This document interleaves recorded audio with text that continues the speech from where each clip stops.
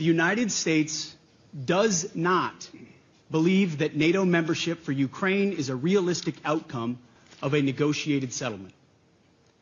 Instead, any security guarantee must be backed by capable European and non-European troops. If these troops are deployed as peacekeepers to Ukraine at any point, they should be deployed as part of a non-NATO mission, and they should not be covered under Article 5. There also must be robust international oversight of the line of contact. To be clear, as part of any security guarantee, there will not be U.S. troops deployed to Ukraine. Do you expect Ukraine? Say it, what? Do you view Ukraine as an equal member of this peace process? It's an interesting question. I think they have to make peace.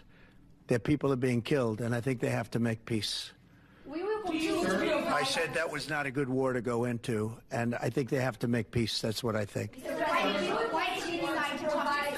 This is my video update on this Thursday afternoon, February the 13th, coming to you from Athens, Greece. Let's talk about some news. And the big story, of course, that we are going to cover is the Trump-Putin phone call. Trump posted on Truth Social yesterday that he had an hour-and-a-half long phone call with Russian President Vladimir Putin. The Kremlin, they also posted on their website a phone call readout confirming that there was indeed a long conversation between the Russian president and the president of the United States. And this phone call happened right after a pretty remarkable speech from Defense Secretary Pete Hegseth as he is in Europe meeting with the European partners, the European allies, or so they thought. So let's start with the Trump-Putin phone call and what Trump posted on Truth Social. A fairly long post on Truth, where Trump said that he has spoken to the Russian president. In this post on Truth Social, Trump does not mention the European Union. He does not mention the UK. He talks about a phone call with Putin, discussing not only Ukraine, but the Middle East, energy, AI, the USD, whole bunch of subjects. And then he talks about a negotiating team that he is putting together for a future meeting with Putin and a conversation, a negotiation for an end to the war in Ukraine. And the negotiating team is missing a name. It is missing a name of a Russia-Ukraine envoy, Mr. Keith Kellogg. He is not on the negotiating team. At least he has not been named onto the negotiating team. I'll tell you one name that is on the team. That is the Wolf. The Wolf from Pulp Fiction, Harvey Keitel's character, right? The Wolf. Mr. Steve Witkoff. Steve Witkoff is on the negotiating team. That's Trump's guy, Mr. Witkoff. That is his guy. So let me read you what Trump said, what Trump posted on Truth Social. It's a bit long, but I think it's worth reading out. I just had a lengthy and highly productive phone call with President Putin of Russia. We discussed Ukraine, the Middle East, energy, artificial intelligence, the power of the dollar, and various other subjects. We both reflected on the great history of our nations and the fact that we fought so successfully together in World War II, remembering that Russia lost tens of millions of people and we likewise lost so many. We each talked about the strengths of our respective nations and the great benefit that we will someday have in working together. But first, as we both agreed, we want to stop the millions of deaths taking place in the war with Russia and Ukraine. President Putin even used my very strong campaign motto of common sense. We both believe very strongly in it. We agreed to work together very closely, including visiting each other's nations. We have also agreed to have our respective teams start negotiations immediately, and we will begin by calling President Zelenskyy of Ukraine to inform him of the conversation, something which I will be doing right now.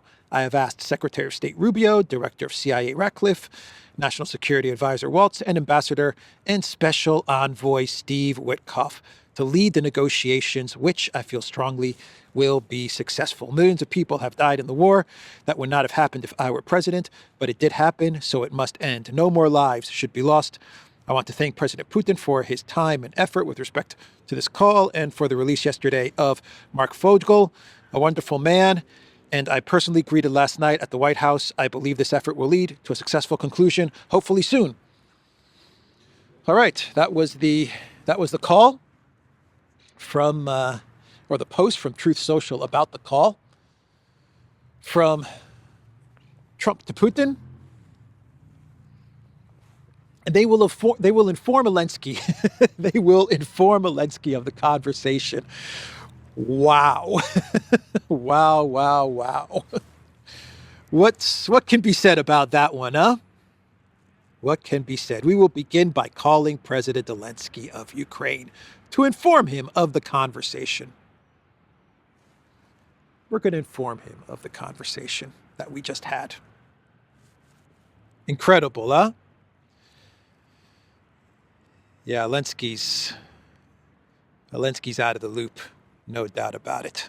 He is out of the loop. We will contact Elensky and let him know of our conversation. And Ukraine is one of many topics. One of many topics. As we have been saying on this channel and on the Duran, the conversations with Russia, the negotiations with Russia are not only about Ukraine. They're about many things. And this is exactly what Russia wanted as well in a negotiation with the United States. It wasn't only about Ukraine. It was about many topics. Many things that need to be discussed. Amazing what one phone call can do, huh? 3 years, the Biden White House refused to call Putin. And look where it got us. Look where it got the collective West. Look where it got the United States. Look at Ukraine. Because Biden refused to call Putin. Trump recognized the sacrifice made by Russia in World War II. He recognized that as well in the post. Good move there. And he then went on to contact Elensky. That's right. He contacted Elensky. And let me read you the Truth Social post with regards to the call with Elensky, which is much shorter. I just spoke to President Zelenskyy of Ukraine. The conversation went very well. He, like President Putin, wants to make peace. We discussed a variety of topics having to do with the war, but mostly the meeting that is being set up on Friday in Munich, where Vice President Vance and Secretary of State Rubio will lead the delegation. I am hopeful that the results of that meeting will be positive. It's time to stop this ridiculous war. where there has been massive and totally unnecessary death and destruction. God bless the people of Russia and Ukraine. So with Putin, Trump is very clear that he will be meeting with Putin. He's put together a delegation to meet with Russia. And with Elensky, he is going to have his delegation meet with Zelenskyy in Munich.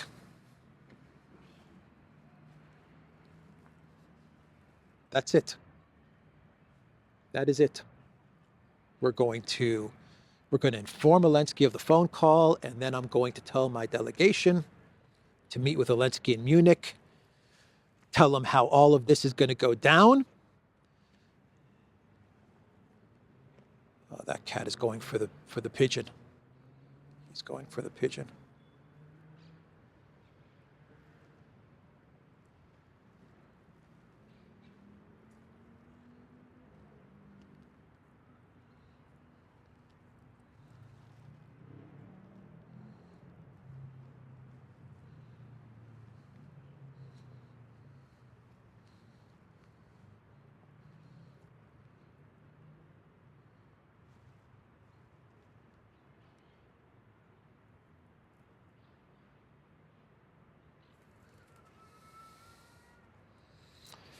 You're too slow, man.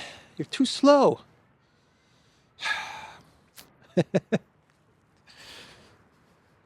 Cats, you know, they're hunters.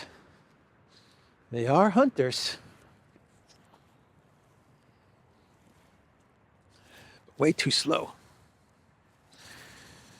You're not going to catch a pigeon like that, Mr. Athens cat. So, what was I saying? What was I saying? Yeah. The negotiation team, Rubio, Vance, they're going to go to Munich and they're just going to tell Elensky, here's the deal. Here's how all of this is going to go down. Got it? Yeah, got it. Okay. Now run along. Now run along, little Elensky, little green goblin. And by the way, there's going to be elections. There's going to be elections and you're going to be gone. Trump had a media event, like a mini press conference, with Tulsi Gabbard, who has now been confirmed as Director of National Intelligence, DNI, right? Director of National Intel. She has been confirmed. I believe the vote was 52 to 48, with only one Republican voting against Gabbard. Take a guess who? Mitch McConnell. That's right. Mitch McConnell voted against Tulsi Gabbard.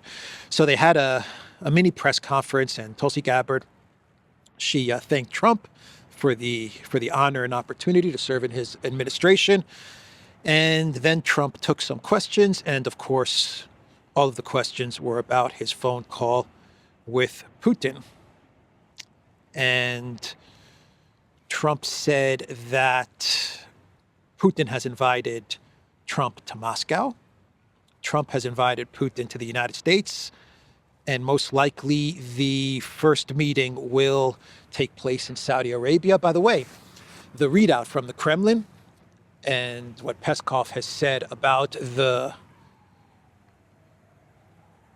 conversation between Putin and Trump pretty much lines up with the truth, with the post on Truth Social from Trump. So the statements from the United States, from President Trump, and the statements from the Kremlin are for the most part identical. They're in line. So the meeting in Moscow, possible meeting in Moscow, maybe May 9, maybe the Victory Day. Maybe you'll see Trump there with Putin and with other world leaders. Is Modi going to be there? Xi Jinping is going to be there. That would be something, huh? You want to see some EU globalist heads explode? Well, then Trump should go to the May 9th Victory Day celebrations. There you will see all kinds of globalist Neocon and European heads explode. Man, that would be something. Please, Trump, go to the May 9th Victory Day. Please, Russia, invite Trump to May 9. Please, please, please, please. I don't ask for much. I don't ask for much at all. But Putin visiting the United States, that would be cool. That would be really cool. You know what would be even cooler? This would be great. It's not going to happen. It's never going to happen. But boy, would it be cool. Putin speaking to Congress. Can you imagine that? Oh my God. That would be awesome. That would be awesome. Oh boy. But Saudi Arabia makes sense. Saudi Arabia is where the first meeting between Trump and Putin will most likely take place. Notice we're not talking about a meeting in Europe. Man, the EU, they've been completely cut out of this. The UK, completely cut out of this. Unbelievable, man. Unbelievable. And as he was speaking to the media, Trump, with Tulsi Gabbard there, he said that he had a great call with Putin. He had a great call with Putin. And he had a very good call with Elensky. He had a very good call with Zelenskyy. I had a great call with Putin. I had a very good call with Zelensky. And he was actually asked by a reporter if Zelensky's been cut out of the negotiation process. And Trump's response was classic, man. He was, he goes, that's a good question. Has Zelenskyy been cut out of the negotiation process? Keith Kellogg has been cut out, it seems. Don't be surprised if he pops up in Munich or if he sits in on a couple of meetings, but he's being phased out. He is being phased out. His plan, the carrot and stick ceasefire plan where they were going to give Russia ultimatums, a carrot and a stick, and the stick was going to be full-on economic warfare against Russia, because Kellogg believed that the pain level of Russia was at a 3 and it could be ramped up to a 10 or 11. There was a lot of room to put more sanctions on Russia. Yeah, that plan was laughed at by Putin. They completely called Kellogg's bluff. And I think that Trump said, okay, you're done here. You are done here, Kellogg. You're done. I said in a video a couple of days ago that I was getting the impression as Kellogg was running around meeting with leaders in the Baltics, meeting with leaders in the UK and Europe, getting input and feedback for his big ceasefire plan. I said in a video 2 days ago that I had the impression, the feeling that Kellogg was being told by Trump to just run around and keep busy as a type of distraction. And it looks like that's what happened. That's what was going on. Kellogg was running around, keeping the Europeans busy, keeping Keir Starmer, my name is Stormer, Keir Starmer, keeping Starmer busy while the adults were talking. That's what happened here. An incredible day of news, huh? An incredible day of news. What a difference. It's coffee. It's coffee.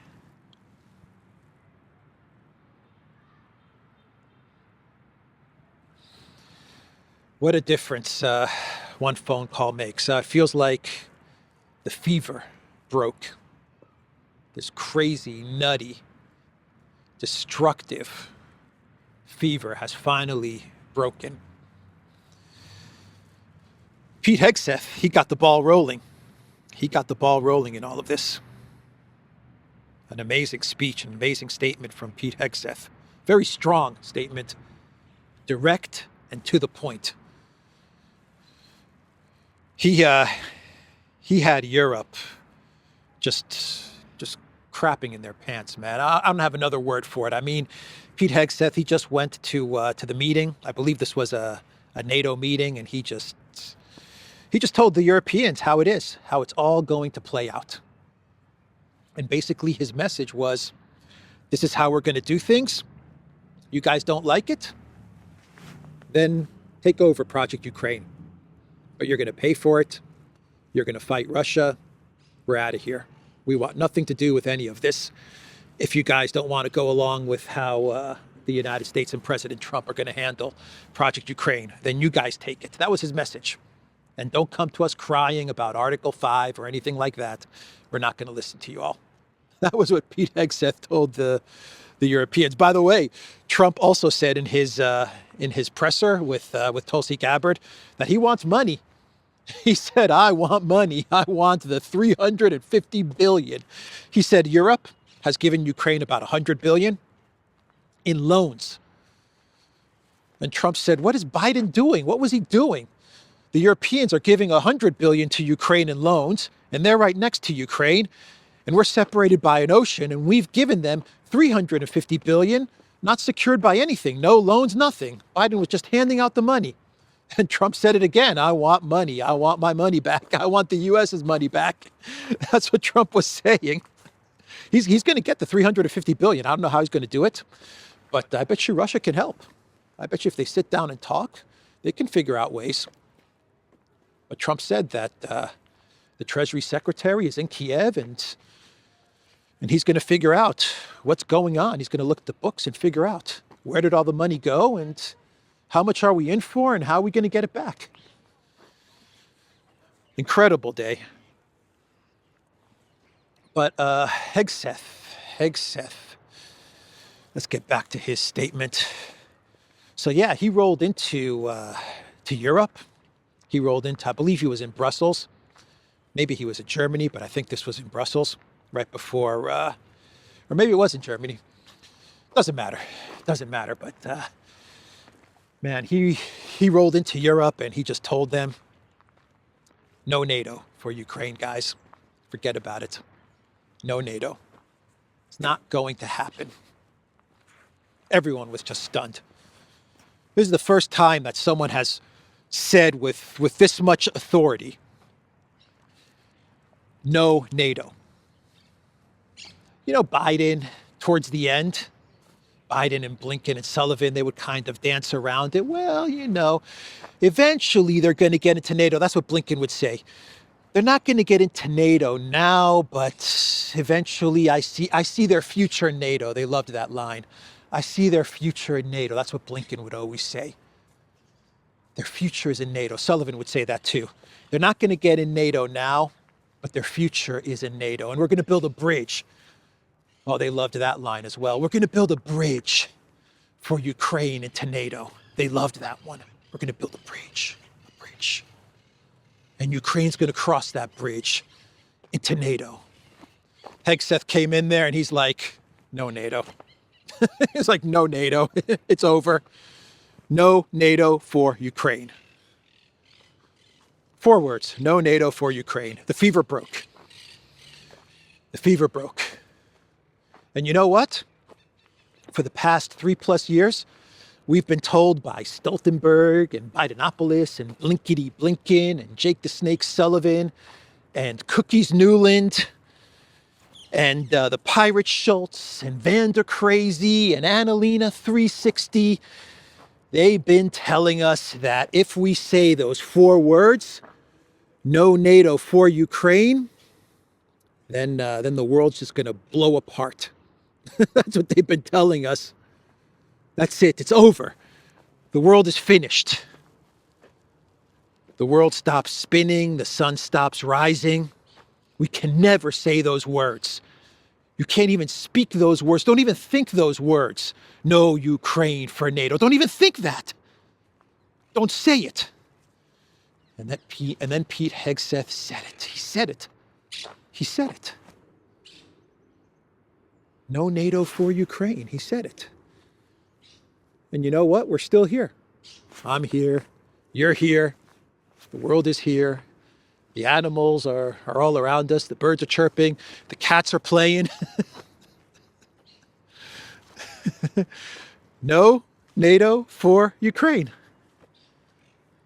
No NATO for Ukraine. He said it.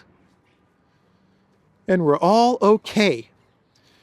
He also said there's going to be no return to pre-2014 borders. There's going to be no Ukraine getting back territory. He said, let's get real. Hegseth was like, guys, let's get real. It's not going to happen.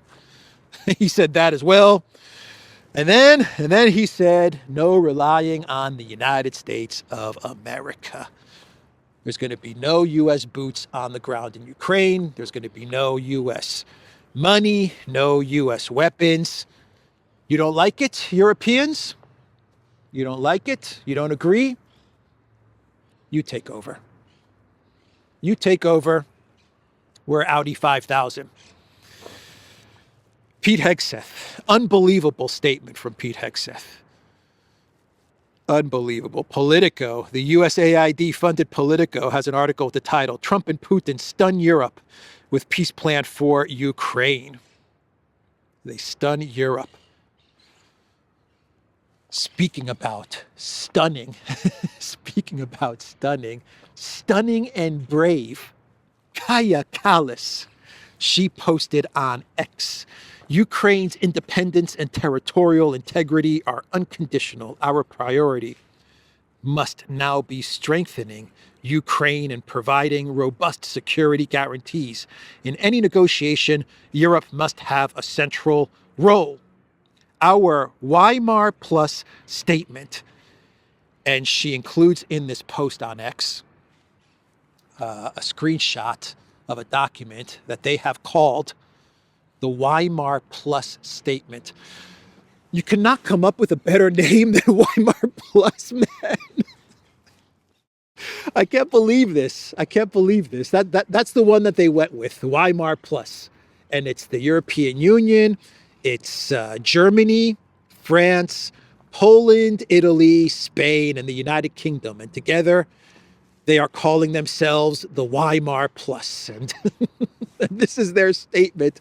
And basically, it's just a statement demanding of Trump that Europe sits at the negotiating table for talks about Project Ukraine.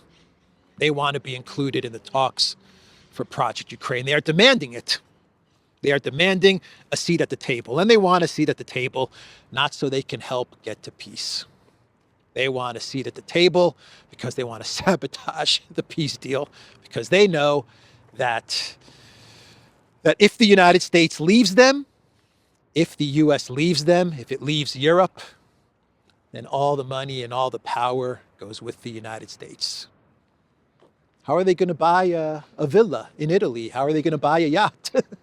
If the U.S. goes, there goes all the easy U.S. money that has been pouring into Europe for so many decades and has really been pouring into Europe for the last 3 years with Project Ukraine.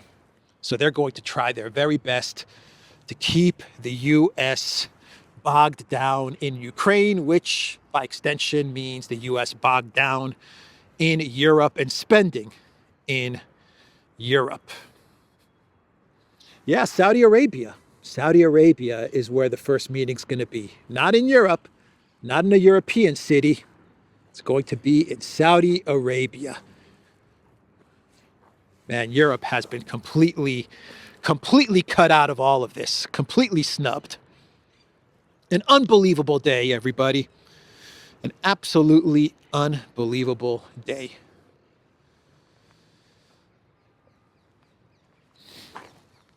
This could not have been done 3 years ago. You're telling me that it was so difficult for Biden, for Blinken, for Austin, who was defense secretary, to just come out and say no NATO for Ukraine? Was it really that hard? Yes, it was that hard, because their plan all along was for a conflict with Russia. And not even a conflict. They wanted to provoke a conflict, but really what they wanted was to get the sanctions in place. Get the sanctions in place, and they believed that in a few months, with 16,000 sanctions, the Russian economy would collapse, and with the economy's collapse would come Putin's collapse and regime change. And they were so happy at Munich 2022, the Munich Security Conference 2022. They were all there. Ursula was there. The pirate Schultz was there. Annalena 360 was there. Elensky with a suit and tie, he was there. We're going to get nuclear weapons, he said. We're going to enter NATO. Kamala Harris was there, and they were all excited. They were all excited about what was to come. The end of Russia, the end of the Russian Federation, the end of Putin, pillaging and plundering of the Russian Federation. We would accomplish what Napoleon and Hitler and everyone has tried to do. We're going to do it. Led by Bidenopolis. We're going to finally do it. That's what they thought. That is what they thought. That's why they cannot say those simple words. No NATO for Ukraine.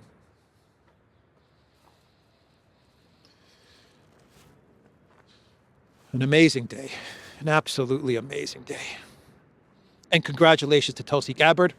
The fact that she's going to be DNI, to me, means that Trump is going to get good intel, good information. Now, every day, I'm hoping, every day, Tulsi Gabbard gives him good, reliable, trustworthy information. Very important position. Congratulations to Tulsi Gabbard.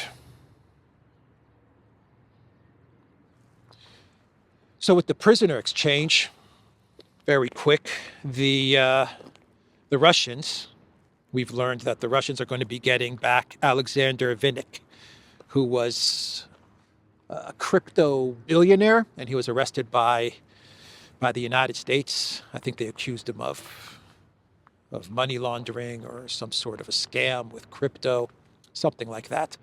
But he's going to be released. That was the prisoner exchange. It looks like it was a 1-for-1 prisoner exchange. Fogel for Vinnik. So that was announced yesterday as well. And Project Ukraine and Elensky. He is having an absolute freak out. He is having an absolute freak out. Elections are coming. Trump confirmed that elections are coming. And what's Elensky's response? His response is to go after his opponents, possible opponents. So he's going after Klitschko. He's going after Klitschko's circle. He's going after Poroshenko. He's actually, yesterday it was revealed that he's charging, or he's sanctioning Poroshenko. Allegedly, Poroshenko's been charged with treason. And Elensky's trying to say that Poroshenko was behind a lot of the billions that have gone missing in Ukraine. So he's trying to pin that on Poroshenko, the chocolate king. And yesterday he put sanctions on Poroshenko. And I believe today or tomorrow, maybe by the time this video goes up, Poroshenko might be arrested. So Elensky, understanding that elections are coming, he's removing all of the competitors. It's a democracy. It's a democracy. Right? Elensky, a democracy. Where's Piers Morgan when you need him, huh? He's not a dictator.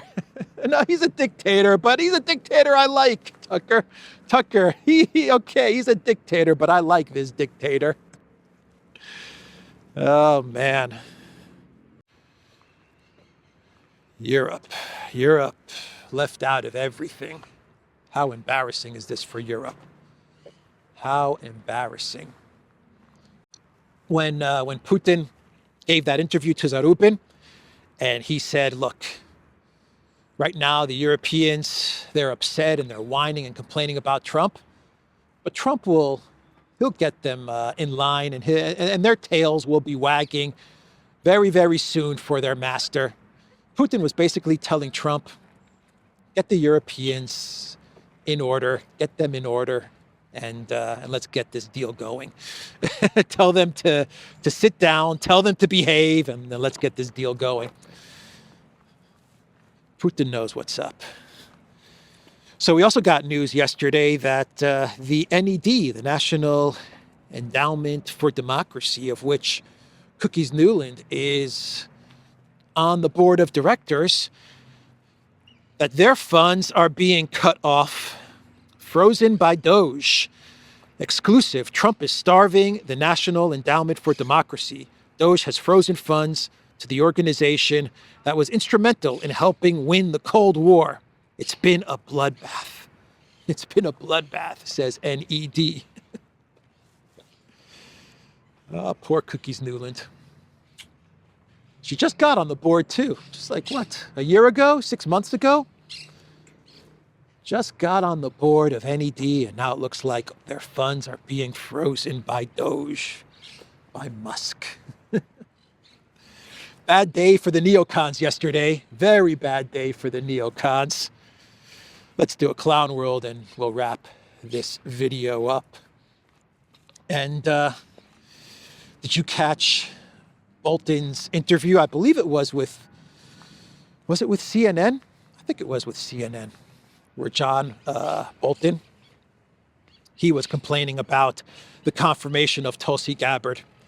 And Bolton, during the interview, said that the Russians will be, what did he say? The Russians will be celebrating with bottles of champagne, or they'll be drinking champagne out of the bottle, celebrating at the fact that not only do they have the phone call with Trump, but they also have Tulsi Gabbard as DNI confirmed.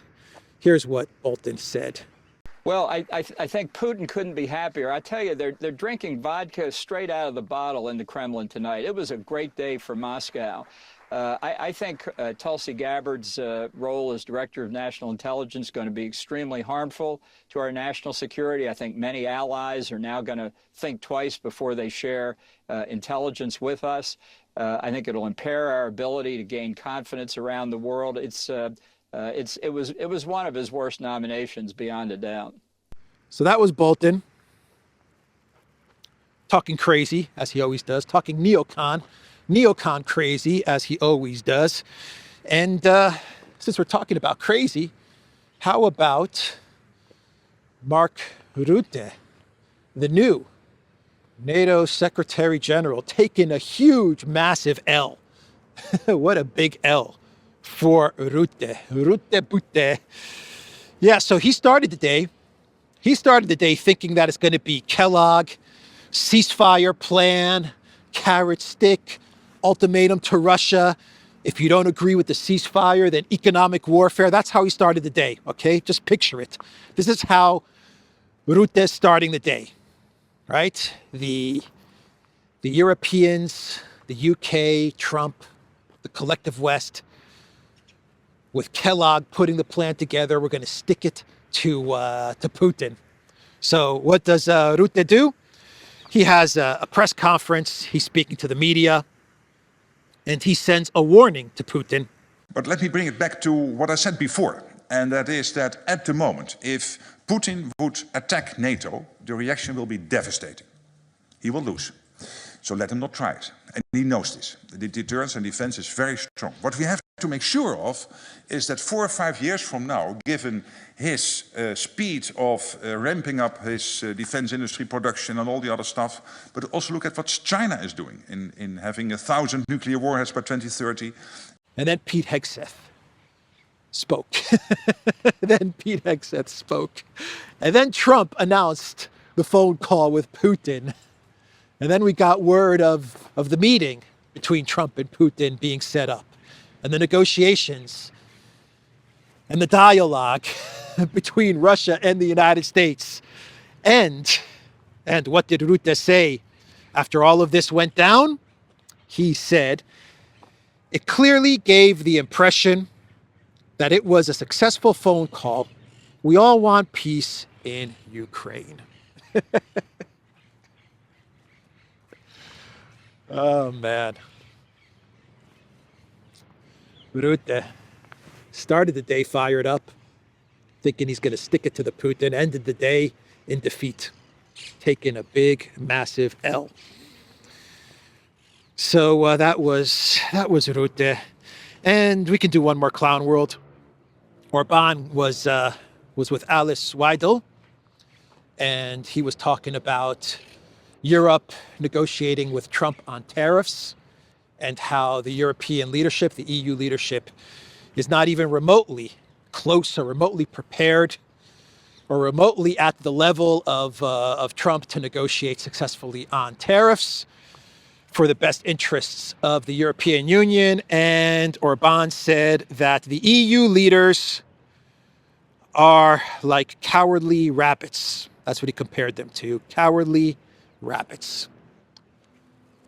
There is no way, he said, that they will be able to negotiate a good, fair tariff deal with Trump and the United States. They are a bunch of cowardly rabbits. And he was saying this with Alice Weidel of the AfD next to him. So that's the video, everybody. That's the clown world. The Duran.locals.com. We are on Rumble, ODYSEE, BitChute, Telegram, and Rockfin. Go to the Duran shop, pick up some merch. The link is in the description box down below. Can you see the parakeet? There he is. Let's see if we can get closer. There he is.